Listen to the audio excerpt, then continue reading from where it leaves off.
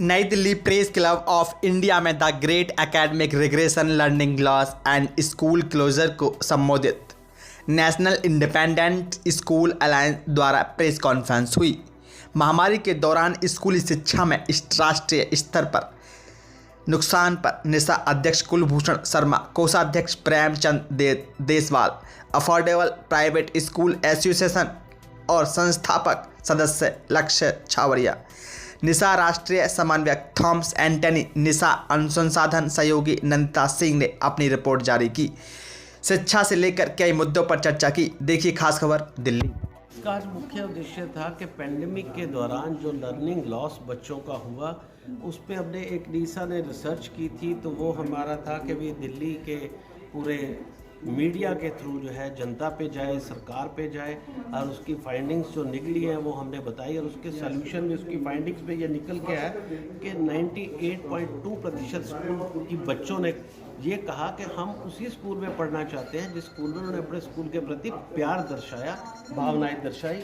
98.6% ने कहा कि वो ऑफलाइन ही पढ़ना चाहते हैं, ऑनलाइन में जो है उनका इंटरेस्ट उतना नहीं है। 42.3% बच्चों ने स्ट्रेस, एग्जाइटी और टेंशन भी घर में रहकर ऑनलाइन स्टडीज़ पे जो है वो उन्होंने महसूस की। ये 17 स्टेट्स में 1502 बच्चों पर जो है ये सर्वे किया गया। 83.9% जो स्कूली बच्चे थे उन्होंने यूज़ किया गूगल, माइक्रोसॉफ्ट, जूम, उसके थ्रू जो एजुकेशन लिया। 4% बच्चों ने दूरदर्शन और सैटेलाइट टीवी के थ्रू लिया और 12% बच्चे जो थे उन्होंने जो है इंटरनेट ना होने की वजह से, कोई भी मेथड ना होने की वजह से वो शिक्षा से वंचित रहे। तो हमने सरकार से ये डिमांड रखी है कि सबसे पहले तो इस पे चर्चा की जाए, सभी स्टेक होल्डर को बुलाकर, कोई भी इसके प्रति चिंतित नहीं है।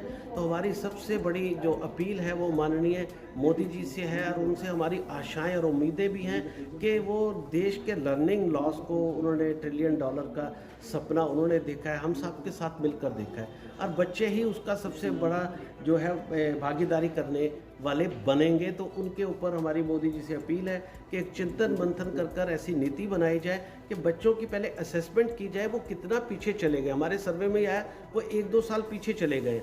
अभी जैसे CBSE का ये पार्लियामेंट में क्वेश्चन उठा कि CBSE का जो पेपर बनाया गया वो टफ था, आउट ऑफ कोर्स था। एक माननीय सांसद वहाँ पर बोल रहे हैं। इट मीन्स जो हमारी एजेंसीज भी हैं, एग्जामिनेशन एजेंसीज और एजुकेशन एजेंसीज, वो भी चिंतित नहीं है, उनको सिर्फ आनंद फानंद में अपना घास काट रहे हैं, अपना काम कर रहे हैं। CBSE पे इतना बड़ा प्रश्न उठना अपने आप में एक बहुत बड़ा प्रश्न है। तो मेरी मोदी जी से अपील है कि इन बच्चों के लिए चिंता व्यक्त करते हुए तुरंत जो है सभी इनकी मीटिंग बुलाकर ऐसे ब्रिज कोर्स तैयार करवाए जाए, बच्चों की असेसमेंट की जाए कि बच्चे कहाँ चले गए, ताकि उस लर्निंग लॉस के गैप को जो है वो फिल किया जाए। नेशनल लेवल रिसर्च पे एक रिसर्च किया है ताकि हमको ये लगा कोविड के दौरान बहुत सारे लर्निंग लॉस हो रहा है पूरे भारतवर्ष में। हमने उसको इस पूरे रिसर्च के माध्यम से लेके आया और इसमें बहुत चिंताजनक बहुत सारे आंकड़े हैं। जैसा 42.6% बच्चे ने बोला वो कहीं ना कहीं स्ट्रेस से गुजरे। हमने ये देखने को मिला, हम डिजिटल इंडिया की बात करते हैं, बहुत डिजिटाइल के तरफ से बड़े भी है, लेकिन अभी भी जो दिक्कतें हैं वो गांव में उस तरीके से लर्निंग हो नहीं पाया है और इसलिए हमारा मांग ये है बच्चों को सही रूप से असेस किया जाए, वो जिस लेवल पे है उस लेवल से उनकी शिक्षा को वापस शुरू करने की ज़रूरत है।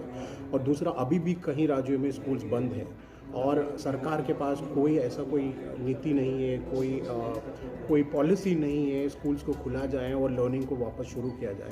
क्योंकि अगर अभी हम 3rd वेव की बात कर रहे हैं, अभी स्थिति पता नहीं कब ठीक होगा। तो हमारा एक मांग ये है नेशनल लेवल पे एक पॉलिसी बनाया जाए।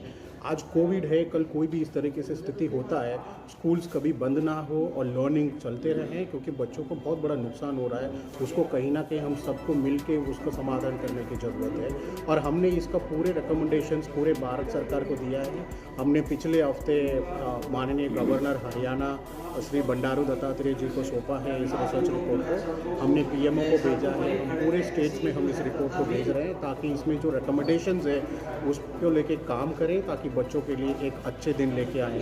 ये रिक्वेस्ट करना चाहता हूँ माननीय मुख्यमंत्री जी से की वजह से कि जैसे EWS का पैसा हम स्कूलों के अकाउंट में डालते हैं, उसकी बजाय वो DBT दे दें। जैसे देश के प्रधानमंत्री जी बार बार कहते हैं DBT होना चाहिए, DBT होना चाहिए, तो DBT दे दें, मतलब डायरेक्ट ट्रांसफर फंड, तो वो बच्चों के या पेरेंट्स के खाते में सीधा 3,500 रुपये महीना डाल दें।